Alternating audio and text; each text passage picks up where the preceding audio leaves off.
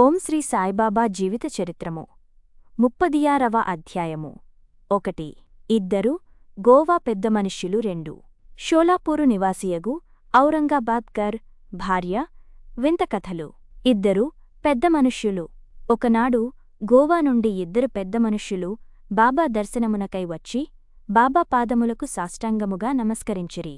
ఇద్దరు కలిసి వచ్చినప్పటికీ బాబా వారిలో నొక్కరిని 15 రూపాయలు దక్షిణ ఇమ్మనెను. ఇంకొకరు అడుగకుండగనే 35 రూపాయలివ్వగా అందరికీ ఆశ్చర్యము కలుగునట్లు బాబా నిరాకరించెను. అక్కడున్న శ్యామ బాబా నిట్లడిగెను, ఇది ఏమి? ఇద్దరు కలిసి వచ్చిరి. ఒకరి దక్షిణ యామోదించితివి, రెండవ వానిది తిరస్కరించితివి. ఎందులకీ భేదభావము? బాబా ఇట్లు జవాబిచ్చెను, శ్యామా, ఎందులకో నీకేమియోను తెలియదు. నేనెవరివద్ద ఏమియూ తీసికొనను. మసీదు మా ఈ బాకీని కోరును. బాకీయున్నవాడు చెల్లించి రుణ విమోచనము పొందును. నాకిల్లుగాని ఆస్తిగాని కుటుంబముగాని గలవా? నాకేమీ ఎక్కరలేదు. నేనెప్పుడు స్వతంత్రుడను. రుణము శత్రుత్వము హత్య చేసిన దోషము చెల్లించియే తీరవలను. దానిని తప్పించుకుని మార్గము లేదు. పిమ్మట బాబా తన విశిష్ట ధోరణిలో నిట్లనెను, ప్రప్రథమమున అతడు పేదవాడు. ఉద్యోగము దొరికినచో మొదటి నెల జీతము నిచ్చెదనని తన ఇష్టదైవమునకు మ్రొక్కుకొనెను. అతనికి నెలకు 15 రూపాయల ఉద్యోగము దొరికెను. క్రమముగా జీతము పెరిగి 15 రూపాయల నుంచి 30, 60, 100, 200లకు హెచ్చెను. తుదకు 700లకు హెచ్చెను. అతడు ఐశ్వర్యముననుభవించు కాలమందు తన మ్రొక్కును మరచెను. అతని కర్మఫలమే అతని నిచుటకు ఈడ్చుకొని వచ్చినది. ఆ మొత్తమునే 15 రూపాయలు నేను దక్షిణ రూపముగా నడిగితిని. ఇంకొక కథ. సముద్రతీరమున తిరుగుచుండగా ఒక పెద్ద భవనము వద్దకు వచ్చి దాని వసారాపై కూర్చుంటిని. యజమాని నన్ను బాగుగా నాదరించి చక్కని భోజనము పెట్టెను. బీరువా ప్రక్కన శుభ్రమైన స్థలము చూపి ఎక్కడ పరుండుమనెను. నేనక్కడ నిద్రపోయితిని. నేను గాఢనిద్రలో నుండగా ఆ మనిషి ఒక రాతిపలకను లాగి గోడకు కన్నము చేసి లోపల ప్రవేశించి నా జేబులోనున్న ద్రవ్యమునంతయు దొంగలించెను. నేను లేచి చూచుకొనగా 30,000 రూపాయలు పోయినవి. నేను మిగుల బాధపడితిని. ఏడ్చుచూ కూర్చుంటిని. పైకమంతయు నోట్ల రూపముగా నుండెను. ఆ బ్రాహ్మణుడే దానిని దొంగలించెననుకొంటిని. భోజనము నీరు రుచింపవయ్యెను. వసారాపై ఒక పక్షము కాలము కూర్చుండి నాకు కలిగిన నష్టమున కేడ్చుచుంటిని. పిమ్మట ఒక ఫకీరు దారివెంట పోవుచు నేనేడ్చుచుండుట జూచి ఎందుల కేడ్చుచుంటివని అడిగెను. నేను జరిగిన వృత్తాంతము చెప్పితిని. వారిట్లనిరి, నేను చెప్పినట్లు చేసినట్లయితే నీ డబ్బు నీకు దొరుకును. ఒక ఫకీరు వద్దకు వెళ్ళుము.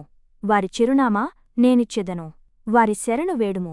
వారు నీ పైకమును నీకు తిరిగి తెప్పించెదరు. ఈలోగా నీకు ప్రియమైన యాహారమేదో దానిని నీ ద్రవ్యము దొరుకునంతవరకు విసర్జింపుము. నేను ఫకీరు చెప్పినట్లు నడుచుకొంటిని. నా పైకము నాకు చిక్కినది. నేను వాడాను. విడిచి సముద్రపు ఒడ్డునకు బోయితిని. అక్కడొక స్టీమరుండెను. దానిలో జనులు ఎక్కువగా నుండుటచే లోపల ప్రవేశించలేకపోయితిని. ఒక మంచి నౌకరు నాకు తోడ్పడగా నేను లోపలకు బోయితిని. అది ఇంకొక యొడ్డునకు దీసుకుని పోయినది. అక్కడ రైలుబండి నెక్కి ఈ మసీదుకు వచ్చితిని. కథ పూర్తికాగాని బాబా ఆ యతిథులను భోజనము కొరకు తీసుకుని పొమ్మనగా శ్యామ ఎట్లే చేసెను. శ్యామ వారినింటికి దీసికొనిపోయి భోజనము పెట్టెను. భోజన సమయములో శ్యామాబాబా చెప్పిన కథ చిత్రముగానున్నదనెను. బాబా వారెన్నడూ సముద్రతీరమునకు పోయియుండలేదు. వారివద్ద 30,000 రూపాయలెప్పుడూ లేకుండెను. ఎన్నడూ ప్రయాణము చేయలేదు. ద్రవ్యమెప్పుడునూ పోవుటగాని వచ్చుటగాని జరుగలేదు. కాన దాని భావము తమకేమైనా దెలిసినదా యని వారినడిగెను. అతిథుల మనస్సులు కరగెను. వారు కండ్ల తడిపెట్టుకొనిరి. ఏడ్చుచూ బాబా సర్వజ్ఞుడు అనంతుడు పరబ్రహ్మస్వరూపుడే యని నుడివిరి. బాబా చెప్పిన కథ మాగూర్చియే. వారు చెప్పిన దంతయూ మా విషయమే. వారికి ఎట్లు తెలిసెనో యనునది గొప్ప చిత్రము. భోజనమైన తరువాత పూర్తి వివరములను చెప్పెదమనిరి. భోజనమైన పిమ్మట తాంబూలము వేసుకొనుచు అతిథులు వారి కథలను చెప్పదొడంగిరి. అందులో నొకరు ఇట్లు చెప్పిరి, లోయలోనున్న యూరు మా స్వగ్రామము. జీవనోపాధికై నేనుద్యోగము సంపాదించి గోవా వెళ్ళితిని. నేను దత్తదేవునికి నాకు ఉద్యోగము లభించినా నా మొదటి నెల జీతము నిశ్చతనని మ్రొక్కుకొంటిని. వారి దయవల్ల 15 రూపాయల ఉద్యోగము నాకు దొరికెను. నాకు క్రమముగా జీతము బాబా చెప్పిన ప్రకారము 700 రూపాయల వరకు హెచ్చినది. నా మ్రొక్కును నేను మరచితిని. దానిని బాబా ఇవ్వదముగా జ్ఞప్తికి తెచ్చి నా వద్ద 15 రూపాయలు తీసుకొనిరి. అది దక్షిణ కాదు, అది పాత బాకీ. తీర్చుకొనక మరచిన మ్రొక్కును చెల్లించుట నీతి. బాబా ఎన్నడూ డబ్బు భిక్షమెత్తలేదు. సరికదా తమ భక్తులు కూడా భిక్షమెత్తికొనుటకు ఒప్పుకొనలేదు. వారు ధనమును ప్రమాదకారిగాను పరమును సాధించుట కడ్డుగాను భావించువారు. భక్తులు దాని చేతులలో జిక్కకుండా కాపాడేడివారు. ఈ విషయమున భక్త మహాల్సాపతి యొక్క నిదర్శనము. ఆయన మిక్కిలి పేదవాడు. అతనికి భోజన వసతికి కూడా జరుగుబాటు లేకుండెను. అయినను అతడు ద్రవ్యము సంపాదించుటకు బాబా ఎనుమతించలేదు. దక్షిణలో నుండి కూడా ఏమీయూ ఇయ్యలేదు. ఒకనాడు ఉదారవర్తకుడైన హంసరాజు అను బాబా భక్తుడొకడు చాలా ద్రవ్యమును బాబా సముఖమున మహాల్సాపతికిచ్చెను. కాని బాబా దానిని పుచ్చుకొనుట కనుమతించలేదు. పిమ్మట రెండవ యతిథి తన కథనిట్లు ప్రారంభించెను. నా బ్రాహ్మణ వంట మనిషి నా వద్ద 35 సంవత్సరముల నుండి నౌకరి చేయుచుండినను దురదృష్టమున వాడు చెడు మార్గములో పడెను. వాని మనస్సు మారిపోయెను. వాడు నా ద్రవ్యమునంతయు దొంగలించెను. రాతి పలకను తొలగించి ధనము దాచిన బోషానమున్న గదిలో నాయాస్తి సర్వమును అనగా 30,000 రూపాయలు కరెన్సీని దొంగలించి పారిపోయెను. బాబా సరిగా ఆ మొత్తమునే ఎట్లు చెప్పగలిగెనో నాకు తెలియదు. రాత్రింబవళ్ళు ఏడ్చుచు కూర్చుంటిని.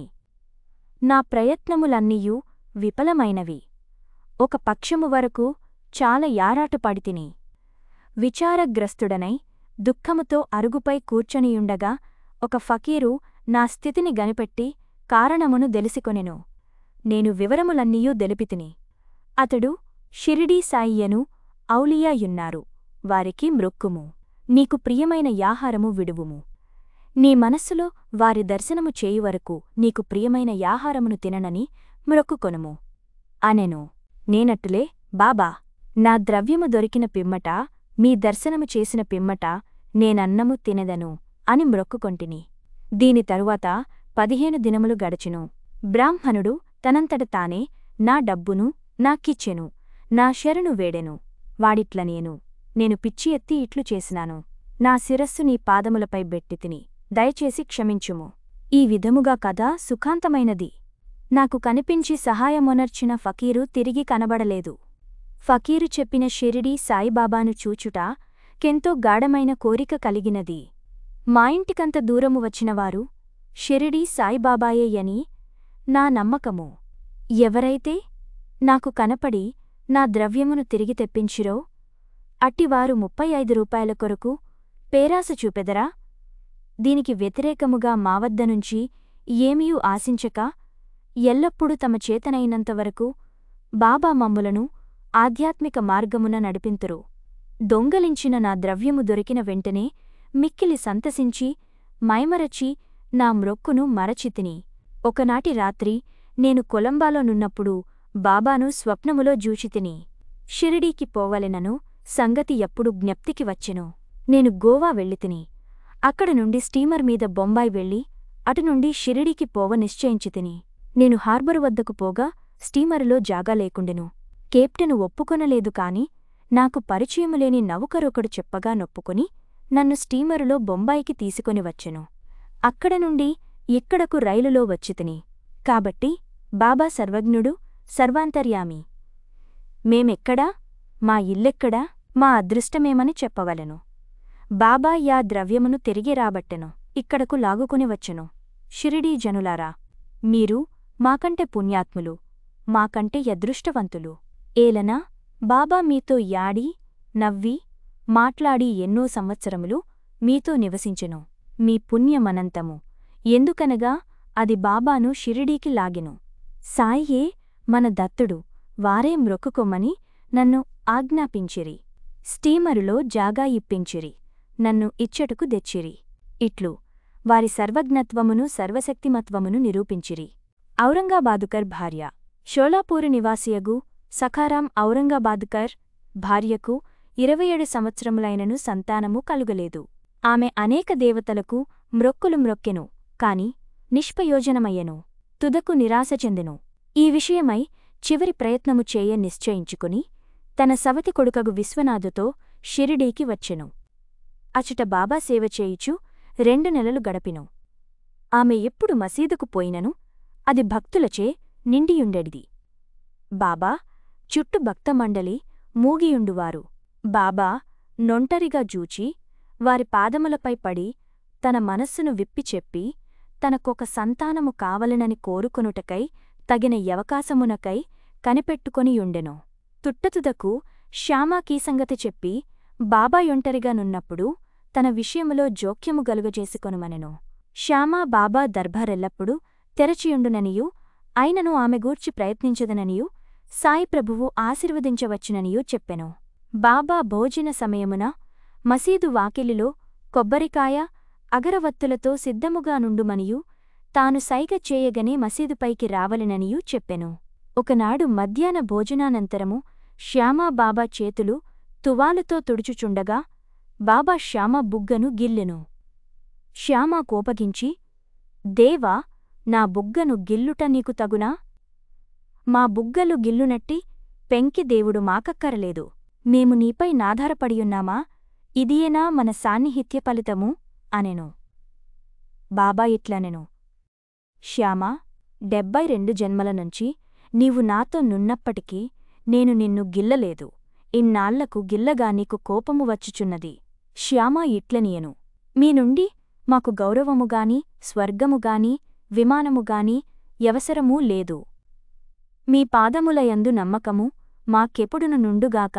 బాబా ఇట్లనెను, అవును, నేను వచ్చినది అందుకే ఇన్నాళ్లనుంచి మీకు భోజనము పెట్టి పోషించుచుంటిని. నీయందు నాకు ప్రేమానురాగములున్నవి. అట్లనుచూ బాబా పైకి వెళ్లి తన గద్దెపై కూర్చొనెను. శ్యామ యామెను చేసన చేసి రమ్మనెను. ఆమె మసీదుపైకి వచ్చి బాబాకు నమస్కరించి కొబ్బరికాయ అగరువత్తులిచ్చెను. బాబా ఆ టెంకాయనాడించెను. అది ఎండుది కనుక లోపల కుడుక ఆడుచు శబ్దము వచ్చుచుండెను. బాబా, శ్యామా, ఇది గుండ్రముగా లోపల తిరుగుచున్నది. అది ఏమనుచున్నదో విను. శ్యామ, ఆమె తన గర్భమందు ఒక బిడ్డ అటులే ఆడవలెనని వేడుచున్నది. కాన టెంకాయను నీ యాశీర్వాదముతో నిమ్ము. బాబా టెంకాయ బిడ్డను ప్రసాదించునా?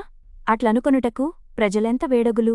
శ్యామ, నీ మాటల మహిమయు ఆశీర్వాద ప్రభావమును నాకు దెలియును. నీ యాశీర్వాదమే ఆమెకు బిడ్డల పరంపరను ప్రసాదించును. నీవు మాటలచే కాలయాపన చేయుచు ఆశీర్వాదమును ఇవ్వకున్నావు. ఆ సంవాదము కొంతసేపు జరిగెను. బాబా పదేపదే టెంకాయను కొట్టుమనుచుండెను. శ్యామ టెంకాయను కొట్టకుండా నా స్త్రీకే ఇవ్వుమని వేడుచుండెను. తుదకు బాబా లొంగి ఆమెకు సంతానము కలుగుననెను.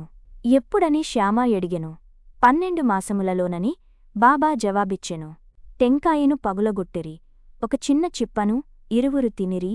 2వ చిప్ప నామెకిచ్చిరి. అప్పుడు శ్యామ యా స్త్రీవైపు తిరిగి, అమ్మా, నీవు నా మాటలకు సాక్షివి. నీకు 12 మాసములలో సంతానము కలుగనిచో ఈ దేవుని తలపై నొక టెంకాయను గొట్టి ఈ మసీదు నుంచి తరిమివేసెదను. ఇందుకు తప్పినచో నేను మాధవుడగాను. మీరు దీనిని జూచెదరుగాక ఎనెను. ఆమె 1 సంవత్సరములో కొడుకును గనెను. 5వ మాసములో కొడుకును మసీదుకు తీసుకువచ్చి భార్యాభర్తలు బాబా పాదములపై బడిరి. కృతజ్ఞుడగు తండ్రి 500 రూపాయలిచ్చెను. బాబా గుర్రము శ్యామకర్ణకు ఈ ధనముతో శాల కట్టించెను. ఓం నమో శ్రీ సాయినాథాయ. శాంతి శాంతి శాంతిః. 36వ అధ్యాయము సంపూర్ణము.